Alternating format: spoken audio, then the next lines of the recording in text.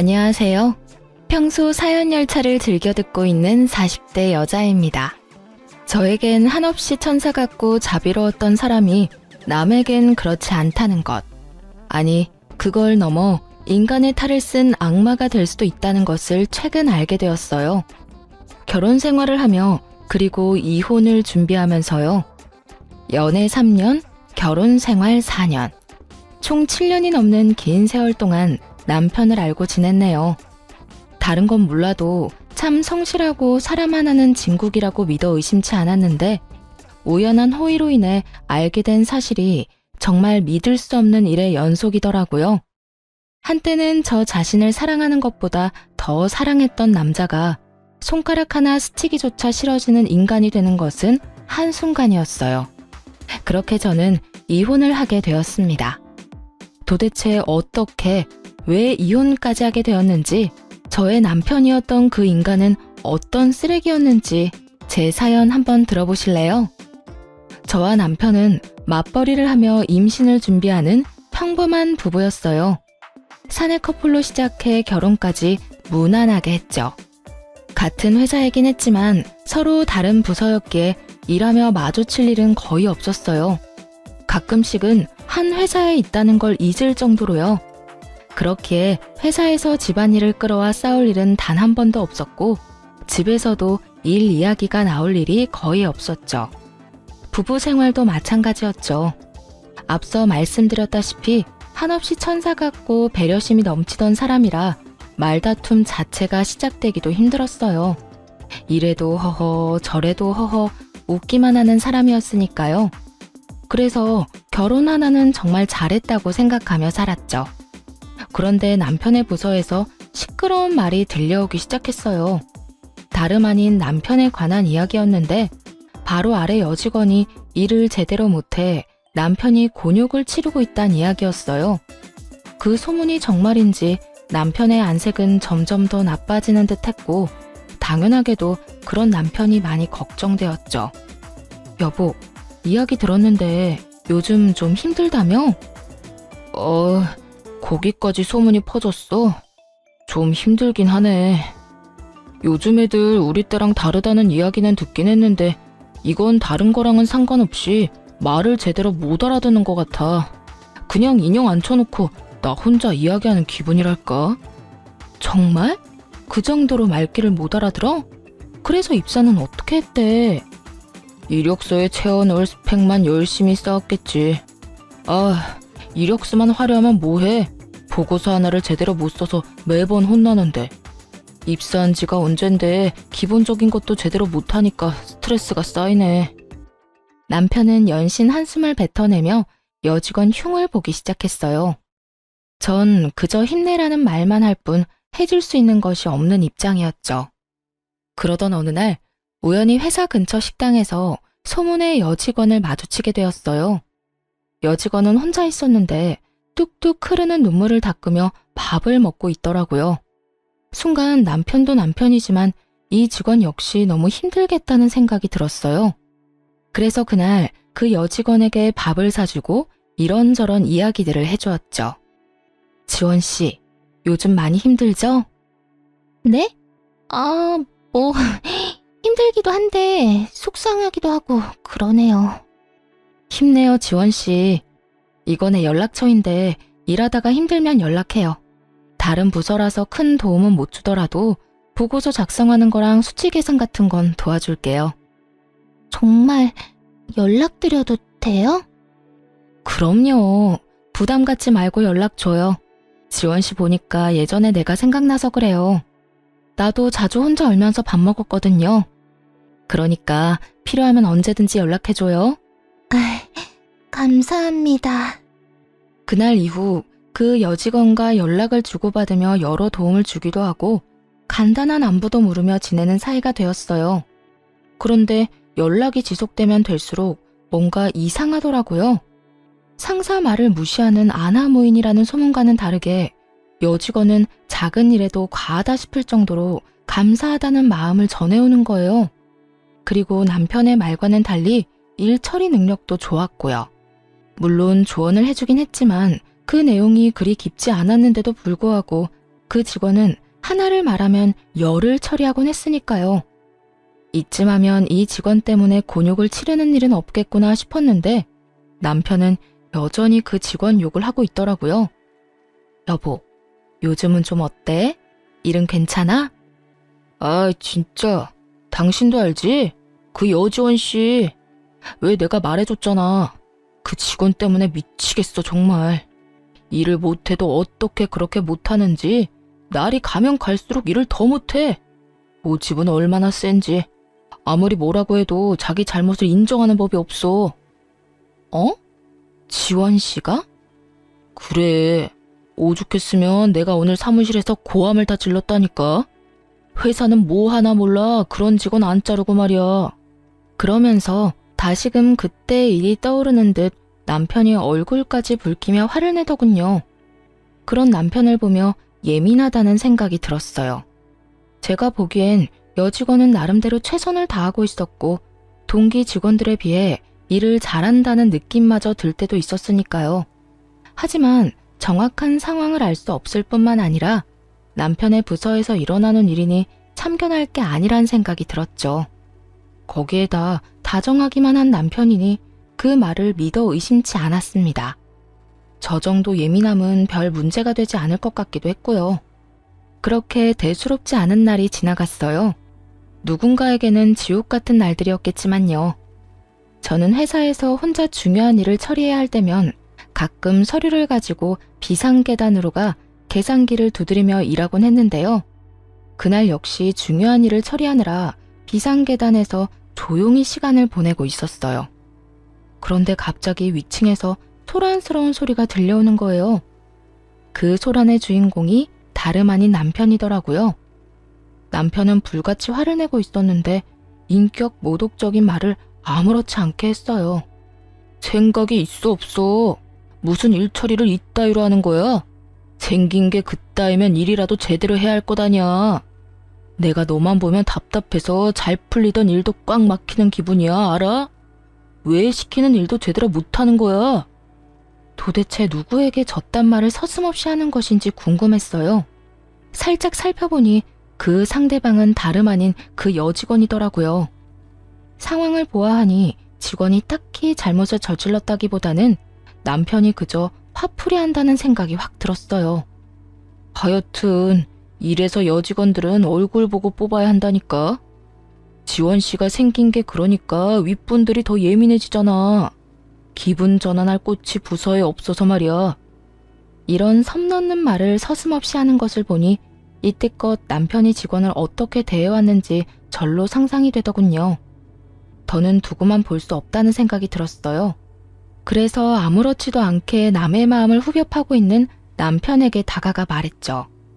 당신 무슨 말을 그렇게 해? 말이 너무 심한 거 아니야? 그리고 꽃? 회사에서 일만 잘하면 됐지 얼굴 이야기가 도대체 왜 나와?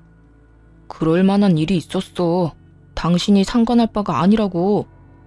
그러자 남편은 무슨 상관이냐는 투로 말을 했어요. 그런 남편의 행동에 더욱 화가 나 지금 이 상황을 제대로 끝내야겠다고 생각했죠. 아무리 남편이라고 한들 아닌 건 아니었으니까요. 당신이 일만 가지고 혼냈다면 나도 이렇게 상관하지 않았겠지. 그런데 당신 지금 일만 가지고 혼내고 있던 거 아니잖아. 도대체 무슨 일을 얼마나 잘못했길래 그딴 말을 할 수 있는지 설명 좀 해줄래? 이건 부서랑 상관없이 인간 대 인간으로 좀 아닌 것 같아서 말이야. 외모 비하부터 성차별적인 단어들이 왜 여기서 나오는지 얼른 설명해보란 말이야. 외모 비하? 성차별? 당신은 무슨 말을 그렇게 해? 나 당신 남편이야. 나를 그렇게 몰라? 내가 그런 말이나 할 사람이냐고. 나도 지금 내가 들은 말들이 정말 당신 입에서 나온 말인가 싶어. 그런데 당신이랑 지원씨 반응 보니까 꽤 자세히 들은 것 같거든? 그러니까 얼른 설명해.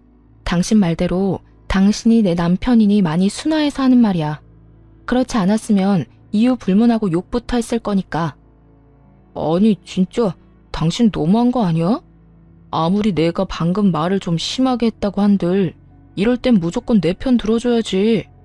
아 진짜 기분 더러워서 무슨 사람을 그딴 취급이나 하고 말이야. 당신한테 실망했어. 결국 남편은 어떤 설명도 없이 더 화를 내며 자리를 벗어나 버리더라고요. 끝까지 자기 잘못을 인정하지도 상황을 설명하지도 않았어요. 도리어 화를 버럭 내며 자리를 피하듯 떠나는 남편을 보며 지금까지 알던 모습이 진짜가 아닐 수도 있겠다는 생각을 하게 되었습니다. 그 후 남편은 회사에서는 물론 집에서도 저와 말을 섞지 않았어요. 그렇게 유치한 방식으로 섭섭한 마음을 드러내더라고요. 정말 실망한 사람이 누군데 그딴 식으로 행동하는 것인지 이해가 되지 않았지만 그 당시엔 변명조차 듣기 싫었던 터라 저 역시 남편을 무시하며 지냈어요. 실망감은 점점 커지고 남편에 대한 신뢰와 믿음도 무너지고 있는데 어느 날 시모에게서 연락이 오더라고요. 전화를 받자마자 시모는 화를 내기 시작했어요. 그 이유는 다들 예상하셨듯 남편의 일 때문이었고요. 네가 제정신이니? 어떻게 그런 짓을 할 수가 있어? 네? 그게 무슨 말씀이세요? 그게 무슨 말씀? 너 지금 정말로 몰라서 묻니? 너 우리 아들이 부하 직원 훈계하고 있는데 거기에 나서서 아주 망신을 줬다며? 네가 뭔데 거기서 나서기를 나서? 도대체 왜 우리 아들 꼴을 우습게 만들었냐 이 말이야. 남편을 하늘로 알고 모시고 살아야지 같은 회사라고 내 아들이랑 같은 줄 알아? 도대체 친정에서 뭘 보고 배운 게야? 훈계요? 남편이 직원한테 무슨 말을 한 줄 알긴 하세요? 생긴 게 왜 그따위냐? 네 얼굴만 보면 답답해서 잘 풀리던 일도 막히는 기분이다. 이래서 여직원은 얼굴 보고 뽑아야 한다 등등. 이런 말이 그냥 훈계로 들리시나요? 친정에서 뭘 배웠냐고요? 이런 말은 절대로 해서도 듣고만 있어서도 안 된다고 배웠어요. 그러는 어머님이야말로 남편을 어떻게 가르쳤길래 그딴 말을 서슴없이 하나요? 저런 말은 듣는 사람한테 한평생 상처가 된다는 거 모르시나요? 뭐야? 너 지금 날 가르치려드니? 그 여자가 오죽 못생겼으면 내 아들이 그런 말을 했을까? 보기 좋은 떡이 먹기도 좋다고. 여자가 예뻐야 보기도 좋은 건 사실이잖아. 맞는 말 했구먼 뭘 그런 거 가지고 인격 모독이라는 말까지 해? 그러면 인격 모독한 걸 인격 모독이라고 하지 뭐라고 해야 하나요? 하여튼 이번 일에 제 잘못은 하나도 없으니 그렇게 호통을 치고 싶으시면 어머님 아들한테나 치세요. 어디서 그따위 막말을 내뱉고 다니냐고요. 하는 김에 한 번만 더 그딴 말하면 저도 가만히 있지 않겠다는 말도 좀 전해주시고요. 잘나신 어머님 아들이 그날 이후 저랑은 대화도 하지 않으려고 해서요. 이게 어른 무서운 줄 모르고 끝까지 말대꾸하지? 너 내가 가만 안 둘 거야. 뚫린 입이라고 나오는 대로 짓거리는 그 못된 버릇 싹 뜯어 고쳐주마. 기대하면서 기다리고나 있거라. 어머님이 그렇게 말씀하시면 무서워라도 할 줄 아세요? 마음대로 하세요. 저도 당하고만 있지 않을 거니까요. 끝까지 지지 않고 맞서자 시모는 더 크게 화를 냈어요. 급기야 고함과 함께 욕설을 하기 시작해서 그냥 전화를 끊어버렸죠. 그 뒤로 오는 모든 전화를 받지 않았고요. 입에 담지도 못할 말들을 하는 시모도 시모였지만 애도 아니고 사소한 일까지 다 일러바친 남편에게 정이 뚝뚝 떨어지더라고요. 이런 제 마음을 아는지 모르는지 남편은 그날 저녁 득달같이 따지기 시작했어요. 당신 진짜 미쳤어? 우리 엄마한테 왜 그런 말까지 한 거야? 무슨 말? 내가 왜 있잖아. 내가 회사에서 후배 직원한테 한 말. 굳이 그 말이 뭔지 우리 엄마한테 알릴 필요는 없었잖아. 이 말을 듣는데 정말 기가 막히더라고요. 애초에 자기가 시모에게 그딴 일까지 일러바치지 않았다면 저도 입에 담기도 싫었던 그 말들을 전할 일 따위는 없었을 텐데 말이에요. 그런 건 전혀 생각하지도 않는 듯 하더라고요. 입은 삐뚤어졌어도 말은 바로 좀 해라. 당신이 어머님께 이런 일까지 이르지만 않았어도 내가 그딴 말을 전하진 않았겠지. 아니, 애초에 당신이 힘없는 사람을 상대로 그딴 말을 하지 않았으면 되잖아. 그랬으면 이런 일은 일어나지도 않았을 거라고. 하나부터 열까지 잘못은 자기가 다 해놓고 누구한테 이렇게 화를 내는 거야? 당신은 양심이란 게 없어? 그래, 당신 잘났어. 회사 생활하다 보면 험한 말도 좀 하고 그런 거지. 당신도 잘 알잖아. 내가 그 직원 때문에 얼마나 스트레스 받았는지. 누구보다 아내인 당신이 가장 잘 알면서 그딴 직원한테 훈계 좀 했다고 나한테 어떻게 이렇게까지 해? 말 나온 김에 물어나 보자. 내가 지원 씨랑 개인적으로 연락을 좀 해봤거든? 당신이 말하는 만큼 일을 못하는 것도 아니던데 당신은 왜 그렇게까지 지원 씨를 못 잡아먹어서 난리인 거야? 지금 이건 비꼬는 것도 아니고 당신을 비난하는 것도 아니야. 정말 인간적으로 궁금해서 그래. 도대체 지원 씨가 뭘 그렇게 잘못한 거야? 당신이 왜 그 직원이랑 따로 연락을 해? 설마 나 몰래 우리 직원이랑 연락하면서 내 뒷조사라도 한 거야? 당신 진짜 소름 끼친다. 어떻게 같이 사는 사람을 못 믿고 뒷조사나 하냐? 남편은 갑자기 이상한 말로 저를 몰아가며 화를 내더니 무어라 말할 틈도 주지 않고 짐을 싸서 집을 나가버리더라고요. 그렇게 말다툼으로 시작한 싸움이 별거로 이어졌고 어느새 시간이 흘러 별거한 지 한 달이 지나갔어요. 회사에서 가끔 보는 남편은 아주 잘 지내는 듯 하더라고요. 어디서 먹고 자는 것인지 옷도 깔끔하게 잘 입고 있었고 얼굴도 별거 전보다 오히려 더 보기 좋았고 말이죠. 그런 남편의 모습에 화가 나거나 초조하지는 않았어요. 그러긴커녕 아무 감정도 생기지 않아서 저 역시 마음이 정리되고 있나 보다 했죠. 이제 남편과 저의 사이에 남은 건 이혼뿐이었어요. 더 이상 기대나 희망도 없이 지내는 날이 계속되던 어느 날 한동안 연락을 주고받지 않았던 여직원에게서 연락이 오더라고요. 지금 당장 조용히 1층 로비로 좀 올 수 있겠냐고요. 아무래도 이상한 생각이 들어 지체하지 않고 여직원이 오라는 곳으로 갔죠. 그리고 몰래 숨어 장애인 전용 화장실을 살펴보고 있는 직원을 만나게 되었어요. 저를 발견한 직원은 조용히 하라는 사인과 함께 옆으로 오라고 했고 왠지 소리를 내면 안 될 것 같아 저 역시 조용히 몸을 숨기고 화장실을 지켜봤어요. 사실 도무지 이해가 되지 않는 상황이었죠.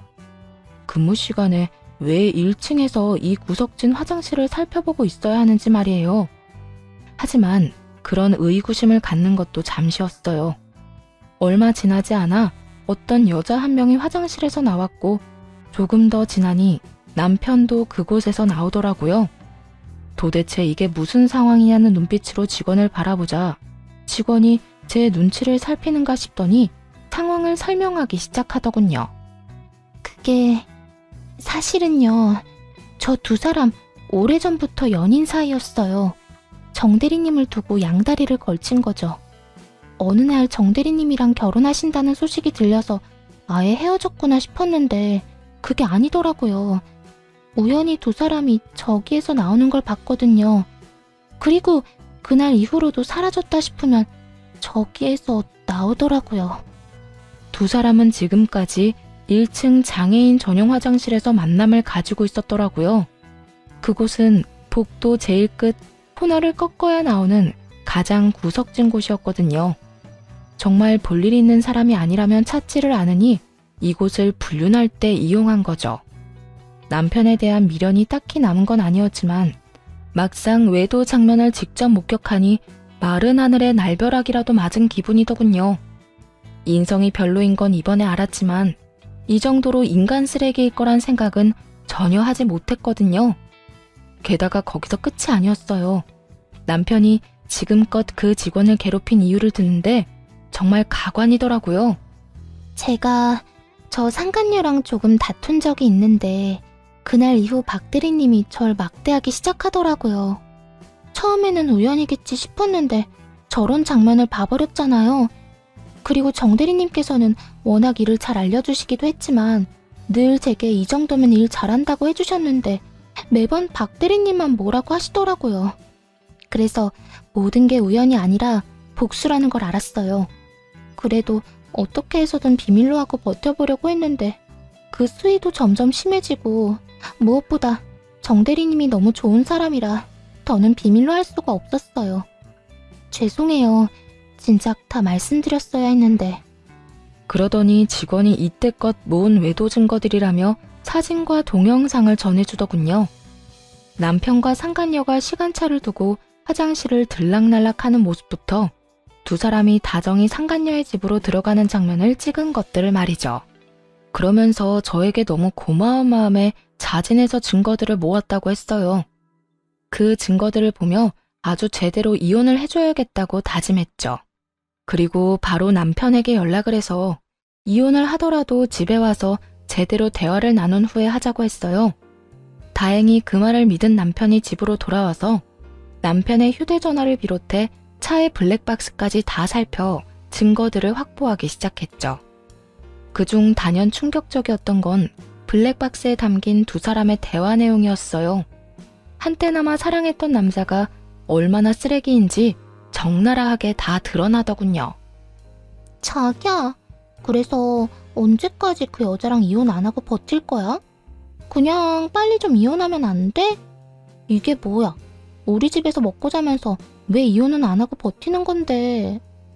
아이고, 조금만 더 기다리라니까. 전에 말했잖아. 장인어른이 좀 아픈데 그게 지금 심상치가 않아. 내가 보기엔 조만간 돌아가실 것 같거든? 그러면 그 재산이 다 누구한테 가겠냐?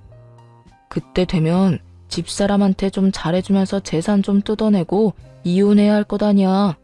그래야 우리가 떵떵거리면서 편하게 살지. 언제까지 이렇게 월급만 받으면서 살 순 없잖아. 그래도 나는 하루라도 빨리 자기랑 당당하게 살고 싶단 말이야. 원래 내 남자였는데 그깟 결혼 좀 먼저 했다는 이유로 이게 뭐야? 이렇게 숨어서 만나고 몰래 같이 살고 말이야. 나 정말 너무 답답해. 나는 오죽하겠어.